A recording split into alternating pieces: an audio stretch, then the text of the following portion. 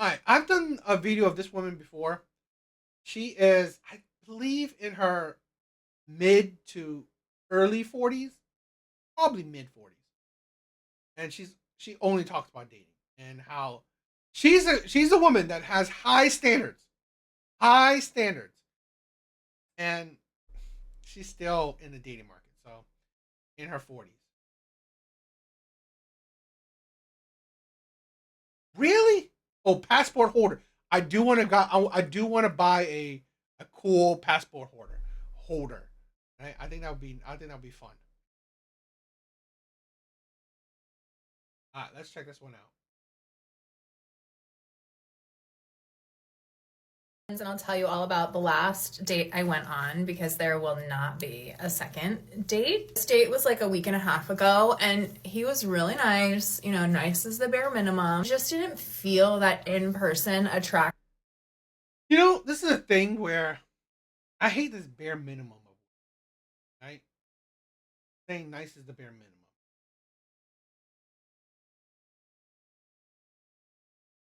This is because it's just I guess it's the bare minimum part. It's like it's really because it's like to downplay men being nice. It's downplaying men being good men. It's like that's the bare minimum. No, it isn't. If it was the bare minimum, everyone would be everyone would be it. Everyone isn't. That isn't the bare minimum because I honestly believe it's to downplay certain characteristics. Being a good man is not the bare minimum because if it was, then most men would be. It's not. And that's the thing. I see. This is the thing. Correct, right? Parasocial said it. Most women, most women don't deserve or earn to be nice to. They. This is the thing where I hate when people are expectant of it. Now, I believe right here, in my honest opinion, being respectful, like not outright treating people like dirt, is the bare minimum. Because most people don't treat people like dirt. Most people are not necessarily disrespectful to people off the bat. I believe that's the bare minimum. You're not out like cursing people at the in front of their face right at the beginning. I believe that's the bare minimum. Being nice. Who are you to be nice to? Right? But just not being disrespectful. That's my thing. That I really was hoping to feel. Really weird because like you're matching on the apps with the idea that you're attracted to them, obviously, like that's what triggers the match. But then sometimes like just the vibe is not there in person. And then I know what you're all gonna say. Well, sometimes that can grow, and you're absolutely right. But I think there needs to be other things in line for that to grow. Number one, I think there needs to be emotional maturity compatibility. These might be some big words for y'all, but I have just learned over the years that how someone handles their emotions, has hard conversations, and that sort of a thing is really important to me for uh, Back in the '80s, we didn't have this social media. I mean, I I'm in I'm a '80s baby too. But I mean, I wasn't dating in the '80s, but yeah, it's I think the internet has upped women's egos and made their standards even crazier. example, not this guy, but another guy I went out with, I just felt like he didn't have that skill. I think somebody needs to be able to have conversations about hard things going on in your life. Like this same guy, I was like telling him about the girls I wasn't friends with anymore in New York, or like that Luca guy who you all know that story. He was like, forget about them. You're here now. And I was just thinking, like, that's not really what somebody's looking for. Somebody's looking for you to say, like, sorry you went through that. That was really hard. How are you feeling about it? Like, really. You know, being I honestly believe being emotionally mature is that not expecting people to say or talk or act the how you want them to act. Being mature is understanding that people are people. They're not your carbon copy. Honestly, being intelligent, being mature is understanding people have their own emotions. People have their own views. So expecting someone to act how you want them to act is absolutely idiotic. It's delusional. Getting into those conversations, and I didn't feel like he had those skills. Another thing I look for is financial compatibility. And this doesn't necessarily mean one person needs to make X and the other person needs to make Y, but I think how somebody approaches money needs to be thought similar to you. And not this last guy, but another guy, just, using these examples. Not this guy, not that guy, not that. This is the thing what I'm talking about. This is what I said about the Kendra G video. Exactly what I said. Here's a woman. She is in her mid 40s. The other girl in her late 20s. Guess what? Personality, mindset, exactly the same. High standards, expect men to act how they deem men should act. And then they're surprised that they're still single. I said it, but that woman, where I personally being what I perceived as emotionally mature, emotionally intelligent, I can read, and a good listener, I can read that woman who was in her late 20s will grow to be like this woman. Still in the dating market in her mid 40s. I'm not saying I'm a fortune teller, but I can see clearly paths. Constantly referred to himself as cheap, and that was such. You're like, yo, I like what Apocalypse just said. You're like the Doge of the dating market. I love that. That is crazy. I love that. Oh, bro, Apocalypse. You know what? I honestly love that. Oh God, I really love that. I don't know.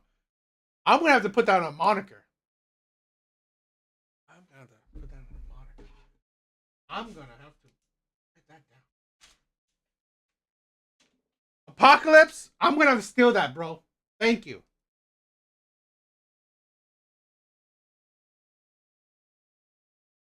Excuse me, I'm writing something down. I'm writing that down.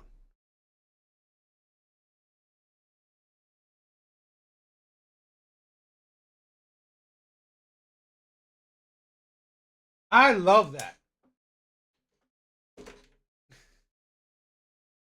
Excuse me.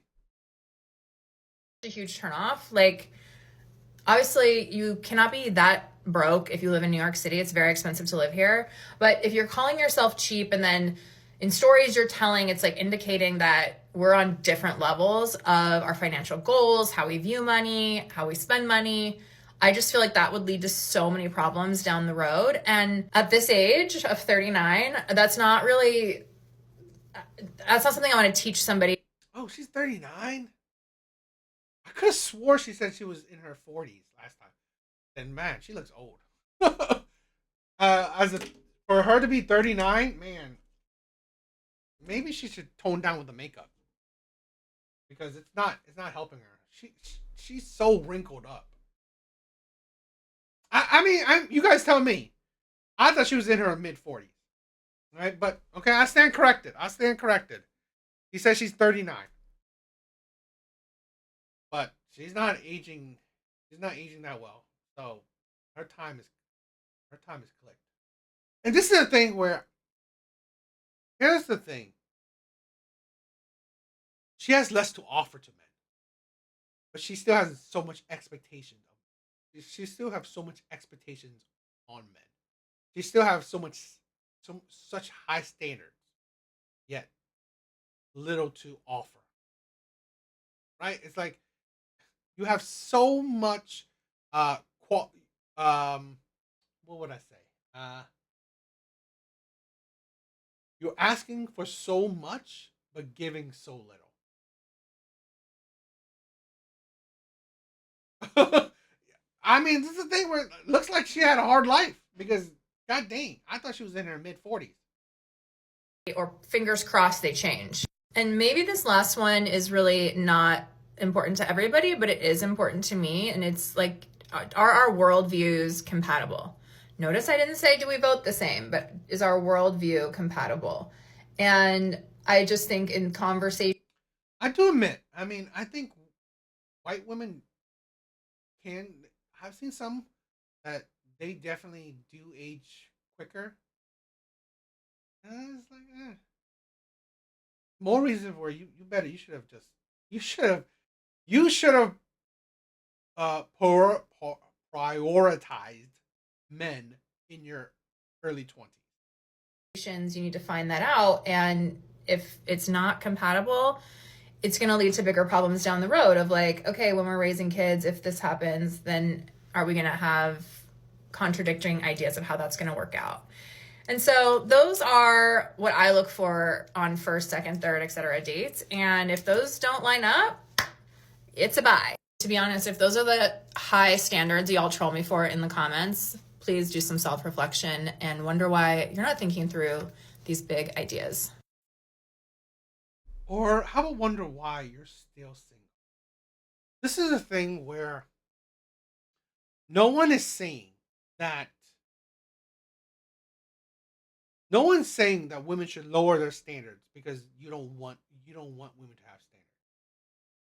The lowering of standards is essentially, do you meet with those standards? Because think about this, you haven't attracted any man that meet your standards. At the end of the day, it's you. It's a you problem. Not a man, not a him a problem. Not the man's problem. It's a you problem.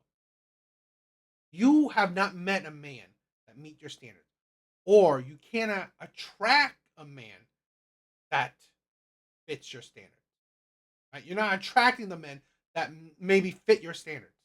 You don't qualify for him. That's the thing. Because here's the thing. In her late 30s, almost 40s, right there, you threw out having a family out that window, right? You threw out having a family out the window. And I've said this before. As women age, they become more annoying, they become harder to deal with. So you just threw out peace out the window. Because women like this, you ain't waking up to peace. You ain't waking up to peace. You're waking up to chaos. So really, you're giving you have less value than you perceive. So this is the thing where it's more about making your standards fit more for you. You should. It's like this. That's the thing where I've said this before. A lot of these women say, "I want six-figure men." Do you meet those six-figure men? And have you attracted those six-figure men? Have you been able to get these men committed to you? No. So really, great. You want six-figure men, but you don't qualify for them. You can have whatever standards you want, but do you qualify for these men? Are these men attracted to you? Can you keep these men? Usually, if you're still in the dating market, then the answer is no. So that is why, you know what? Maybe lower your standards so you can fit with a man. And not lower your standards and make it seem like, oh, I'm just going to get a bum. No. But make it more reasonable. Make it like not so where you're trying to get rare men while your value ain't that high for rare men. What do you guys think?